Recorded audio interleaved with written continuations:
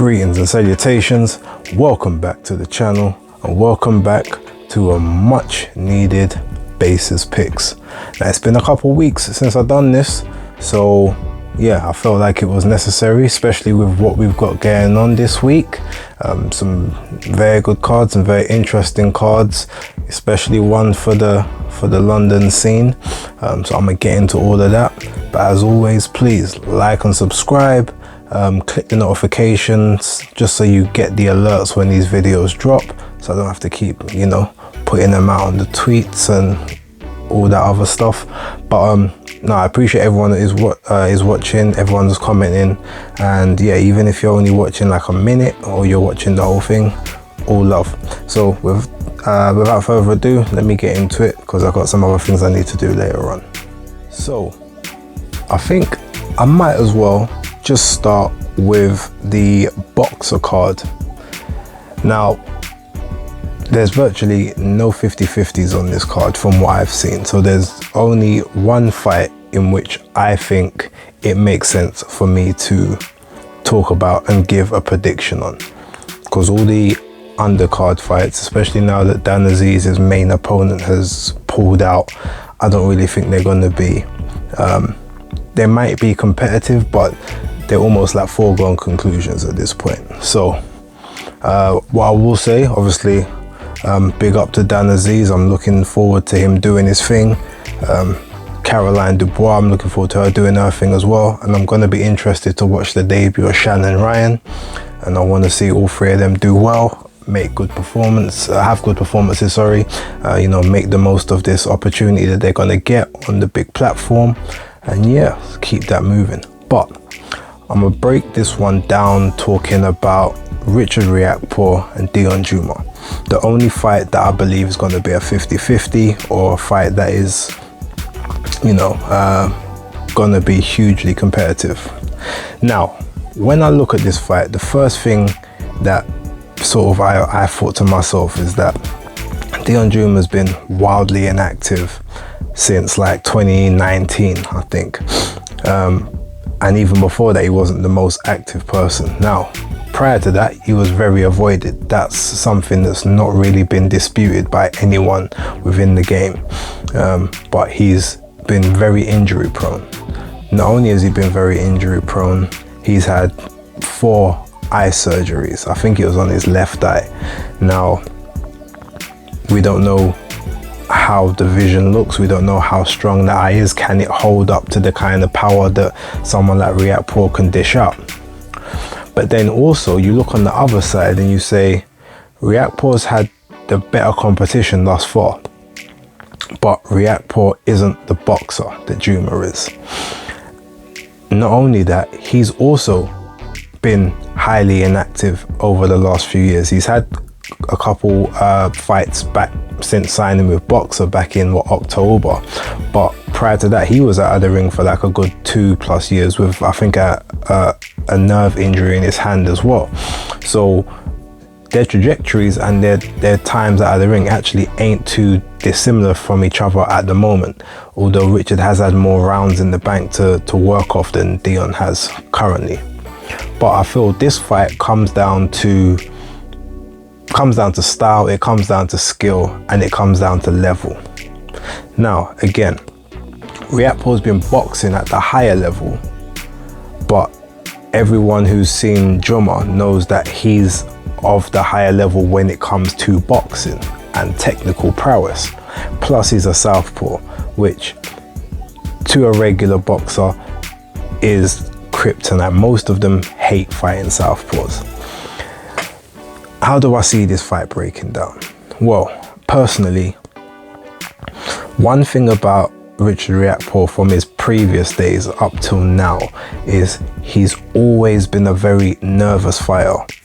Every time he's in the ring, you can see like the anxiety and the I won't call it scared. It's not scared like, oh, I'm about to take, but yeah, it looks like there's a scaredness to his work, whereby as soon as someone gets anywhere near him, he just starts throwing shots as like, get away from me, rather than I'm trying to set stuff up. Or he would just load the hand. It's almost like a fight or flight sort of reaction. Now, from what I've seen of Jumah in his fights, he's a lot more crafty. He knows how to set traps. He knows how to keep the mental games going in the fight as well as the physical. And I've never seen him gas out. So when I look at all these factors, I feel like this is probably going to be Riakporhe's hardest task, because he's never fought anyone with the level of technique and skill that Jumah has thus far. But I've got to give a prediction. I don't want to labor on this one too much. I think, see, both of these guys have said that this fight doesn't go the distance. So clearly they're both looking for the knockout. However, as we know in boxing, a lot of the time when you look for the knockout, it doesn't come. But I think that Jumah's been asking for this fight against like Riakporhe, against Okoli. He's been looking for one of these guys for like the longest time, and he's finally got his opportunity. I don't think he's gonna let it pass him by, because he doesn't have the platform to be able to lose this and be okay. Like Riakporhe could lose this and still go on to, you know, a decent level because he's got Skye behind him. Jumah doesn't have the same thing. He's definitely brought in as the opponent, and he's going to be treated as such, especially if he loses. But my prediction is that Jumah is going to beat Richard Riakporhe. Now I'm thinking something along the lines of maybe a split or majority decision. Anything outside of that, I'm seeing like a very late stoppage, like in the, I'm not sure, is this a 10 or 12? I think it's a 12 rounder. So I'm going to assume like an 11th or 12 round stoppage if it's not like a split or a majority decision. Because if it goes to the cards, like Riakporhe definitely has to get one card, I believe, unless it's a total domination, which it could very well be, but I think he's got enough power to land some good stuff throughout the rounds to probably win several of them. And, you know, being the home fighter, if the crowd's cheering for him, you never know, it could sway judges, as we've seen before. But yeah, that's my prediction. I know there's going to be certain members of my team that won't like to hear me say that, but yeah, I think that Jumah is gonna take this opportunity with both hands, and yeah, I think he's got this. I'm not necessarily saying that's what I want, but I'm not saying it's not what I want either. I'm just giving it to you straight. That's my prediction. I think Jumah wins this by a competitive fight, majority or split decision, or very late stoppage. Okay, so now we come to the Matchroom card. Now I've actually had to pull this one up so I can remember all the fights. I won't be obviously going through all of them because yeah, some of them, as you know, same with the last one, they're not really going to be they're not going to be super competitive, or at least I don't know enough about the people to really make an educated prediction. So let me start with Skye Nicolson and Beck Connolly. Simple and sweet. I think Skye's gonna do what she done last time, outbox Beck. I think she's gonna play it safe. I don't think she's gonna go in looking for power shots. I think she's gonna literally just box, move, keep it simple, not take too much damage so that she can ensure that she gets out again. Because I think the plan is to have her on the Serrano Taylor undercard, or the Canelo Bivol undercard. So chances are she's going to make sure that she doesn't take too much damage so that she can end up being active and being on that major platform again before the summer. So yeah, I think Skye Nicholson's going to take that on points. If Beck Connolly literally has nothing left, then she might get stopped in like the last round, or the ref just might wave it off, but she's quite good at protecting herself, so I don't think that's going to happen. But yeah, Skye Nicholson's going to win that. Right, Dalton Smith and Ray Mollett. Now, I don't know anything about Ray, so I can only assume that this is just going to be a good fight. From what I heard in the press conference, yeah, to me, I think the fact that Dalton's been fighting a lot regularly and Ray's been on the bench for like 3 years, he said, 3 years out of the ring. I mean, I think that's a Dalton Smith win, because that's a ring rust you can't really get off that quickly. So yeah, I'm gonna give him that one. Maxie Hughes and Ryan Walsh. I can't really break this one down in terms of styles because I haven't watched enough of both of them, but I've watched enough of them to truly believe that Maxie Hughes wins this fight. I mean, their records are, you know, they haven't got the most stellar records, but I know Maxie Hughes is looking at a lot of big potential breakout fights after this one. And I think that's what's going to be sort of keeping and spurring him on to, you know, to make sure that he doesn't slip up here. And if I'm correct, I think you know, there's already beef between these two where Maxie's did something with Ryan's brother, retired him or forced him to retire or something like that.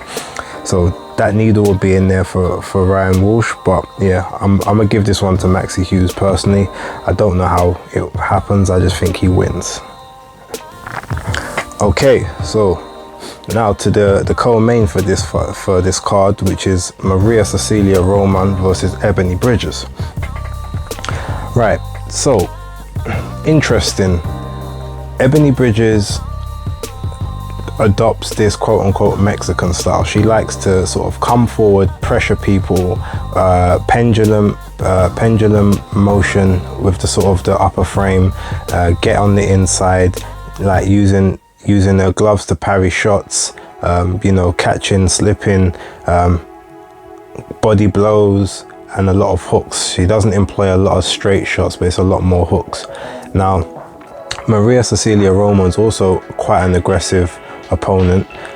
She comes forward, but she lets flurries off when she comes forward. A lot of it is very sort of tight and straight movement. In terms of like footwork, neither of these people are going to be setting traps for the other. It's not going to be that type of fight. It's literally going to be come forward, straight lines, trying to keep head off center and throw heavy lever at each other. Now, Cecilia is the older of the two, but not by a huge amount. She's also got the more experience, and she's been reigning as a champion for like the longest, I believe, in this division. I think it's something like 4 or 5 years she's been the champion at this weight. So what I see happening in this fight, and this is a bantamweight, this fight is a bantamweight, I think that Ebanie is gonna have some good success early on, but Maria Cecilia Roman's gonna be tough. She's gonna sort of grit out, be durable, and Ebanie's gonna gas quite badly. She's gonna try and get her out, and she's gonna gas, because in all of her fights, you can, after sort of the 3rd or 4th round, she's normally like blowing super heavy, like she's top set, so like it takes a lot to keep the blood pumping around the body. Like the lungs, you know, they take a lot more air, the heart pumping the blood through. She always seems to get very tired sort of around round 4, round 5. Now I think the first 4 are going to be competitive enough that Cecilia could win at least one of the first 4 rounds, unless obviously you've got extreme home cooking going on. I think she's going to take over the second half of the fight, land a lot more work. Ebanie's going to grit out, she's going to be tough, but I think Cecilia is just basically going to outwork her throughout the second half of the fight, because I feel like she's probably in better condition of the two. And because of what's been happening in fights recently, I don't think the close rounds are going to automatically go to Ebanie like maybe they would have a month ago, based on everything that's been happening. So with all of that going, I see personally that Ebanie's going to have a lot of success early on, but I feel like Cecilia's going to weather that storm, take it to her late, and ultimately get a very close decision on the cards. So I predict Roman to retain her belt very narrowly, but I feel like it will be an entertaining scrap as well. I don't see anyone of the two getting knocked out, but I feel like it will be entertaining, especially for the first half. Now we come to the main event, which is Josh Warrington and Kiko Martinez, or should I say Kiko Martinez, Josh Warrington. I gotta give it up to the champ. Now Kiko begged for this rematch. Their very first fight, Kiko pushed Warrington to the limit, to the point where most people felt he kind of won it anyway, and it was only because it was in Warrington's backyard why he didn't. I don't think Kiko's gonna want this to go to the scorecards, because Warrington will definitely outwork him. But the good thing for Kiko is he's not gonna worry about Warrington's power.